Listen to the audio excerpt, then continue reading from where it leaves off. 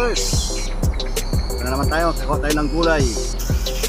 Ito na mga ka-shooters, at nandito na tayo sa kusina. Yan, ito yung ating kinuhang sitaw mga ka-shooters, at himayan natin.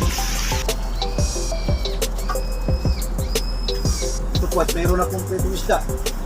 Yan po. Pwede po ito sa gigisa, kaya dugulang lang. Tapos with pero po hindi na natin ilahok itong hipon mga ka-shooters at iba ng lasa. Pero mas maganda, meron kang gulay, may prito, meron ka pang walang kamatayang hipon. Yan po. Ay talaga pong ito ay putok-batok na po ito. Halos araw-araw itong ulam namin. At malawak po ang aming ilog dito, kaya hindi naman po nakasawang manguha at nakakatuwa naman po at napakadami po.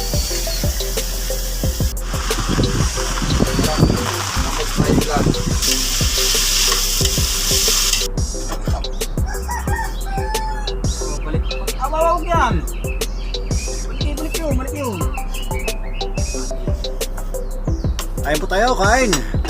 Yaw po!